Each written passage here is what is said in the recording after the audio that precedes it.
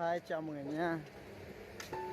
Đấy mọi người ơi, mà mình cái kênh mình xem kênh đây nha mọi người, rất là yên bình nha. Đấy mọi người ơi. Đây mọi người nha, đây anh em đi đi trên kia luôn.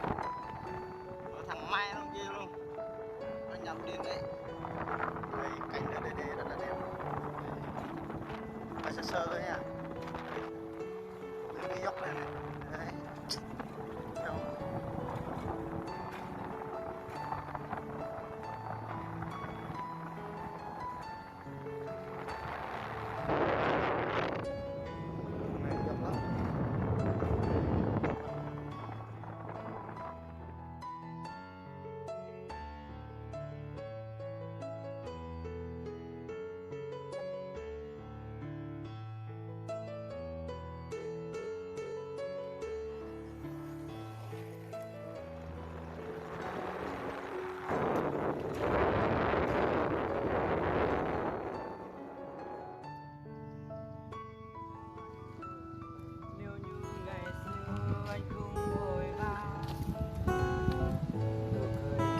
Đã trao anh rồi, giờ thì em như sương mai chân giá dần rơi ngoài hiên.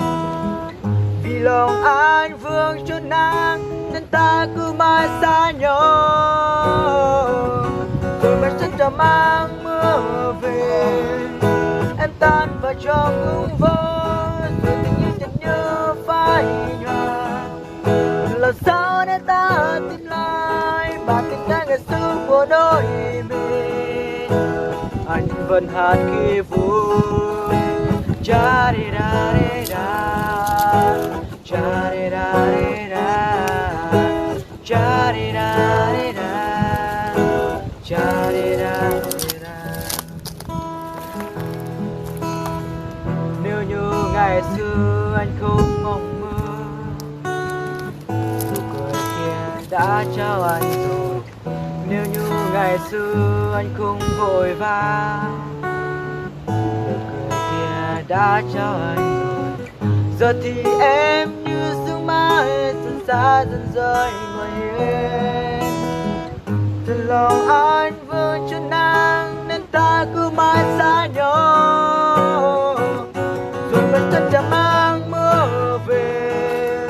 Em tan vào trong hương phố, rồi tình yêu thật như phai nhòa.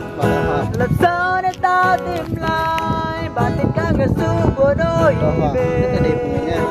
Anh vẫn hát khi vui.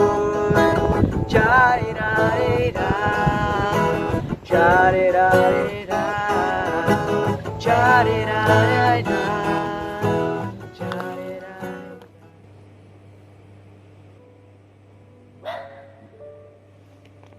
Hello mọi người nha, hôm nay nhà mình đã tới nơi rồi, để mình chuẩn bị quay cho mọi người xem cảnh ở đây nhá. Nà. Chìm. Lăng lăng này. Hai mọi người nha, đấy anh em mình xuống ở nhà sản xuất điện ở Dun nha mọi người nha. Đây. Cái này là rất đẹp nha. Huỳnh chào mọi người nha. Buổi tối thật vui nha. Nói chung là chiều hôm nay Huỳnh đi xuống ở nhà quy định mọi người nha.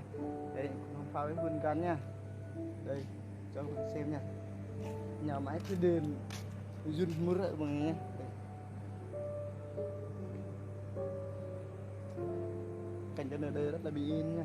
Cảnh ở đây rất là bình yên, đẹp mọi người nha. Đây xung quanh đây. Đây cây kia.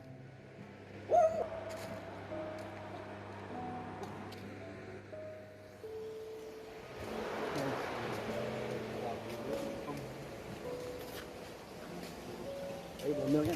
Đây. Đây là cái nhà phi đến nha, đừng mua nhá mọi người ơi.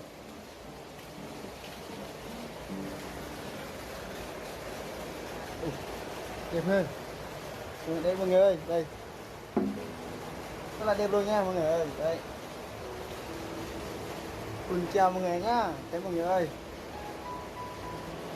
Cảnh ở đây rất là bình yên nha. Đấy. Đẹp ơi là đẹp luôn. Đấy.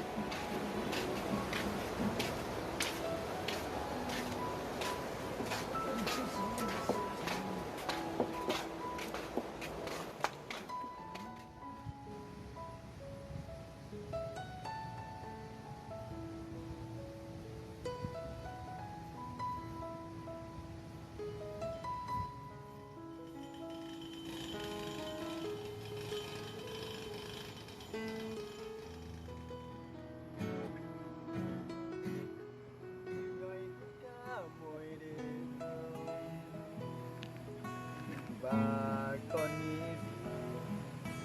thế giới kỳ là chi Chúa con nguyện yêu Cha hết lòng,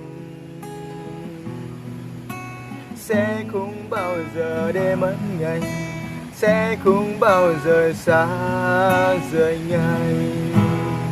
Tình yêu Cha quá lớn, lớn lao hơn cả thiên đàng. Lòng thương xót cứu Chúa thấm sâu hơn bên hồn, và ân đến quý giá bao la hơn cả thế giới này. Sẽ không bao giờ để mất ngày, sẽ không bao giờ xa rời ngày. Chúa yêu Ngài hơn cả mọi điều, và con nghĩ gì thế giới kỳ là gì. Chúa con nguyện cho hết lòng, sẽ không bao giờ để mất ngày, sẽ không bao giờ xa rời nhà.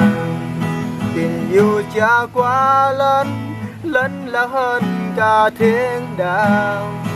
Lòng thương xót cứu Chúa thấm sâu hơn bên hồn, và ân đến quý giá bao la hơn cả thế giới này.